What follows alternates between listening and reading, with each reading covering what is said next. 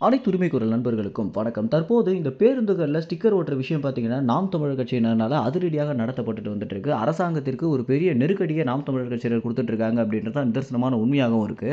கொஞ்ச நாட்களாகவே வரக்கூடிய புது பேருந்துகள்ல பார்த்தீங்கன்னா, வெறும் அரசு பேருந்துன்னு இருக்கிறத எதனால தமிழ்நாடு அரசு பேருந்துன்னு இல்ல அப்படின்ற ஒரு கேள்விய நாம் தமிழர் கட்சியின் தலைமை ஒருங்கிணைப்பாளரான சீமான் அவர்கள் கேள்வி எழுப்பிய பிறகு, அடுக்கடுக்காக நாம் தமிழர் கட்சியுடைய தம்பி தங்கைகள் ஒவ்வொருத்தருமே பார்த்தீங்கன்னா, மாற்ற எல்லா பேருந்துகள்லயும் தமிழ்நாடு அப்படின்ற ஒரு ஸ்டிக்கர அவங்களாகவே ஒட்டிட்டு வந்துட்டு இருக்காங்க. இது பார்த்தீங்கன்னா, அரசாங்கத்திற்கு ஒரு கடும் நெருக்கடிய குடுத்திருக்கு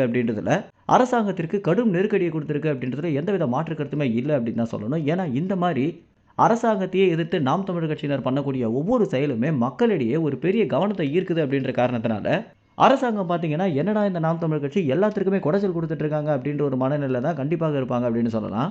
பேருந்துகள்ல எதனால தமிழ்நாடு அப்படின்ற ஒரு விஷயத்த எடுத்துட்டு வெறும் அரசு பேருந்துன்னு விட்டுட்டு இருக்காங்க அப்படின்ற ஒரு கேள்விக்கு இன்னமும் அரசாங்கம் தரப்புல இருந்து எந்த ஒரு பதிலுமே தராத இருக்க நிலையில, சீமான் அவர்கள் பார்த்தீங்கன்னா, எல்லா போராட்டங்களின் போதும் இந்த ஒரு விஷயத்த எடுத்து பேசிட்டு வந்துட்டு இருக்கிறதும், தமிழ்நாட்டுல தமிழ்நாடுன்னு பேர போடுறதுக்கே தயங்குறாங்க அப்படின்னா, இன்னும் கொஞ்ச நாள்ல இவங்க பாஜகவுடைய முழு கைக்கூலியாக மாறிடுவாங்க அப்படின்றத மக்களிடையே அதிகமாக எடுத்துரைக்கிற ஒரு காரணத்தினால, மக்கள் பார்த்தீங்கன்னா, இந்த ஒரு விஷயத்துல நாம் தமிழர் கட்சி பக்கம் அதிகமாக கவனம் செலுத்திட்டு வந்துட்டு இருக்காங்க. இன்றைய தினம் கூட பார்த்தீங்கன்னா, கிளம்பாக்கத்துல நாம் தமிழர் கட்சியுடைய நிர்வாகிகள் அதிரடியாக உள்ள நுழைஞ்சு இந்த ஒரு ஸ்டிக்கரை ஒட்டியிருக்கிறது அப்படின்றது ஒரு பெரிய பரபரப்பை உண்டு பண்ணியிருக்கு.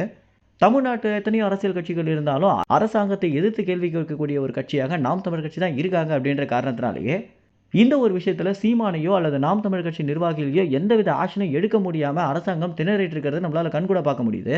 பிற அரசியல் கட்சிகள் பார்த்தீங்கன்னா, உதாரணத்திற்கு இந்த தீகா கட்சிகள்லாம் சேர்ந்து வெறும் சீமானை மட்டுமே எதிர்த்துட்டு இருக்கிற நிலையில ஆளுங்கட்சியான திமுக கட்சியை எதிர்க்கக்கூடிய இடத்துல சீமானும் நாம் தமிழர் கட்சி நிர்வாகிகள் தான் இருக்காங்க அப்படின்றத மேலும் ஒரு முறை நிரூபிக்கும் வண்ணம் தான் இந்த கிளாம்பாக்கத்தில் ஸ்டிக்கர் ஒட்டிய நிகழ்வு பார்த்தீங்கன்னா உணர்த்திருக்கு.